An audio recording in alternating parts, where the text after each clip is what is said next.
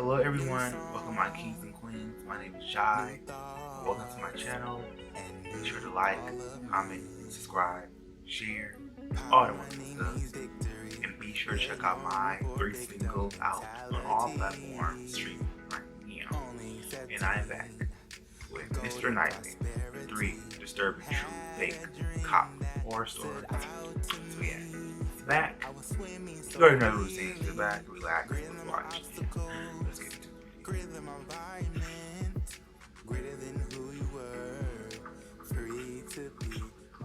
This video is sponsored by Scentbird, and no it may come as a surprise, but besides making videos, one of my favorite things to do is go out with friends and socialize in my spare time. Acre property surrounded by woods. We would go there as a family all the time when my siblings and I were kids. Now that we're all adults, we don't really have aligning schedules to go together as a family anymore. But when I was in the early stages of talking to my girlfriend Rose, I told her about our vacation home on like our 5th date. In October, the leaves begin transforming to create stunning natural beauty in Quincy. I teased the idea of us spending a weekend there together, and she right away said let's do it. 2 days later, we were packing our things, getting ready for the road trip to Quincy. I picked her up from her house, and off we went. The drive there was about 5 hours. We passed the time talking about everything in life, from TV shows to family to childhood memories. And then we listened to comedians and podcasts to pass some more time. When we finally made it to Quincy, we drove through the cute little village first because I wanted to show her how nice it was there. 10 minutes later, we were at the house. We have a little wooden fence at the driveway that we leave closed whenever the place would be vacant. It doesn't have a lock or anything. It's just a little deterrent for people to not enter the property while we're there. I got out of the car to open it, and then we drove past it onto the property. My dad has landscapers come every couple weeks in the summertime into the fall, so the property was very well kept when we were there. Rose was impressed. We were there just in time for lunch, so we unpacked, I gave her a tour, and then I turned the hot tub on so that the water would be hot enough for later. Then we went into town to go to one of my favorite spots to eat. When we finished up, we did a little sightseeing and went to the Plumas County Museum. After that, it was starting to get dark out, so we headed back to the house. We relaxed in the hot tub for a while. The hot tub was on the back deck under the awning. It was really cold out, but it felt nice in the hot tub, until we both could hear the crushing of leaves nearby, like footsteps. We thought it was a bear, so we both jumped out of the hot tub and ran into the house. I turned off all the lights inside and outside, thinking the lights could be attracting a bear or some wild animal. I peeked out one of the windows, expecting to see a bear, but instead saw the silhouette of a human being walking along the side of the house. I ran to the back door to lock it and shut the blind on the back door window. I told Rose to be quiet. Footsteps circled the house until they got to the front door, then stopped. After a moment of silence, there was a knock at the door, and someone yelled, "It's the police." We were confused. I went to the front and said through the closed door, "Is there a problem?" The person on the other side said, "We got a breaking and entering call." I asked, "How's that possible? The nearest neighbor isn't for a quarter mile." There was a noticeable gap in his response. He said, "I just need you to open the door, sir." I responded, "Sorry, I don't feel comfortable doing that." I then thought to peep out the window and see if there's actually a cop car parked out front. I kinked the blind to the front just enough to see outside. It was twilight outside, dark but with enough brightness still to make out the property and see no police cars out there. I said to Rose, "I don't think that's a real cop." The man outside knocked on the door again. I said through the door, "I don't see a cop car out there, so I don't feel safe answering the door." The man didn't respond to anything to this. When there was another moment of silence, we thought he already walked away. A couple minutes passed, and we were still in the living room talking to each other. Then heavy footsteps clogged the way to the door. He'd been standing there still the whole time against our knowledge. I went over to peek out the window again, but I didn't see anyone. He must have walked off a different direction from the house. The scary thought was, the house is surrounded by woods. He could come from literally any direction. We were definitely not going back outside again that night, besides me going outside real quick to turn off the bubbles in the hot tub. And from there, we stayed in the bedroom watching movies and eventually went to sleep. I kept my dad's shotgun from the closet under the bed. The next day, we went hiking in Plumas National Forest. Then we went out to eat, and then we went to see a movie at the nearby theater. When we got back to the house, it was getting dark out. We pulled onto the property, and Rose screamed, "Oh my God," and I damn near or swerved the car thinking I was about to hit something. I slammed on the brakes and said, "What?" She pointed at someone quickly walking away from the house towards the woods until they disappeared into the darkness. I tried to keep Rose calm when she started freaking out that someone's stalking us. I told her it's fine, we have a gun, and we're leaving tomorrow morning anyway. I was kind of scared too, though. I pulled the car as close as possible to the house, and we quickly went inside. I did a quick run around of the house, making sure every door and window was locked. We didn't go outside again that night. We packed our things to be ready in the morning, then went to the bedroom for the rest of the night. After watching a movie, we went to sleep. Around that time, I started hearing this weird scraping sound coming from outside. It happened every few seconds, and then it would stop for a few seconds. I couldn't make out what it was, but something was going on out there. I feared that person may have came back. I waited until the noises stopped completely before quietly getting out of bed to not wake up Rose. I walked to the window, kicked the blinds just a bit, and found myself face to face with a man on the other side of the window trying to look in. He definitely saw me. I fell backwards and screamed, "Jesus Christ!" Rose woke up. I didn't say anything though. I grabbed the shotgun from under the bed and made sure it was loaded before running out the back door and shooting it into the air while screaming like a madman, trying to scare off that man and whoever else could have been out there. Get out of my property. I think I fired 3 shells into the air before going back inside. Then I explained to Rose what happened. In a strange way, I felt a nice adrenaline rush after going outside and doing that. Maybe that was partly why I felt so confident that whoever was outside wasn't coming back. The adrenaline eventually wore off. When we were back in bed, I was scared once again of hearing any kinds of sounds from outside. We made it through the night. The next morning, I did call the police just to file a report on the whole thing. My family and I have been back there a few times since this story, and thankfully that guy never came back. At least while we were there.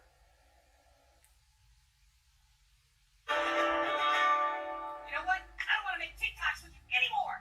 My God, this is so awesome. I was driving through Colorado in the middle of the night. I was in Tabernash at this point, and it must have been like 1 a.m. I stopped to get some gas and grab a snack at a gas station. After that, I got straight back on the road.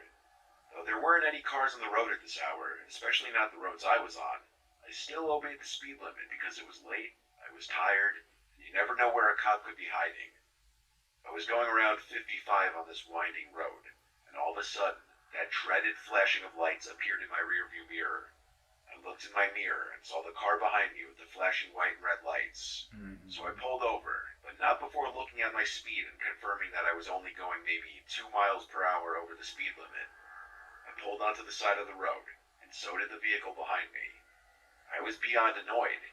I'd never been pulled over before at the time, and I'm always a cautious and careful driver. I immediately felt like I was being pulled over unlawfully. As the officer stepped up to my car, I lowered the window, and he greeted me, asking for my license and registration. I tried to act like I know my rights and would not just bend over backwards for him. So I asked, "Is there a reason you pulled me over?" He said he'll get to that in a minute. I told him I know I wasn't speeding or swerving, and none of my taillights are out, so I don't want to hand you my license if this is an unlawful stop. Then I took a look at his uniform. It looked off. He was in all black, with a black vest on that resembled a police vest, but his vest didn't say police anywhere on it. His badge didn't say police either. It said Criminal Task Force. He kept insisting for my license and registration. I actually just flat out asked him, "Are you an actual cop?" He replied, "I'm part of the undercover unit." Then he asked for my license again. I asked him for his badge number. He said he didn't have to give that to me. I knew enough about traffic stops to know that was a lie. I also took note that his lights were only red and white, lacking blue. I wasn't 100% sure if this could be an indicator of a fake police officer, but along with everything else, it only made it more suspicious. The man started asking me to get out of the car. I said, "Respectfully, I'm not comfortable talking to you until you can get a supervisor here." He raised the volume of his voice and his tone got more assertive. As he repeated for me to get out of the car, I replied, "I don't think you're a real cop. If you are, you wouldn't have a problem getting your supervisor here." I rolled up the window a bit, and he didn't like this. He yelled at me to open the door as he put his hands on my window and tried unlocking the door. I pushed his hands off as I started the car and put it in drive. I heard him shout stop as I started flooring it away from him. My heart was racing. And by God, I was hoping I was right or I was going to jail. But at the same time, hoping I was right that this man was impersonating a cop showed just how terrifying of a situation I was in. As I was driving away, going the speed limit, I saw the car behind me with the lights on fast approaching. I did the only thing I could think to do. That was to call 911. I told her on the phone that I was being chased by someone who I believed to be a fake cop. I said he refused to give his badge number, his car was unmarked and didn't have blue lights, and his uniform didn't say police. After asking my location and more details on the situation, I told her that I was being chased by this person. The woman told me the nearest police station for my location, which was the Fraser Winter Park Police Department. She requested I go there, and she would be dispatching an officer to meet me there. The guy in his car was following me halfway to my destination with his lights still on, but suddenly when we got to an intersection, he turned his lights off and turned right, driving off out of view. He was gone. And with that, I realized that my suspicion was true the whole time. I was pulled over by a guy pretending to be a cop.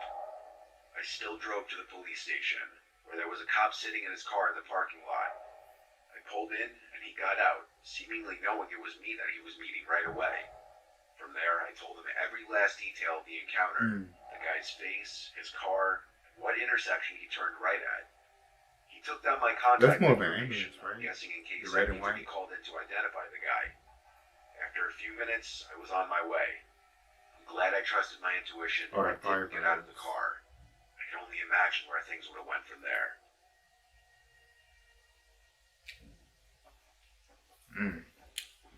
Good for her for knowing her rights, her knowledge.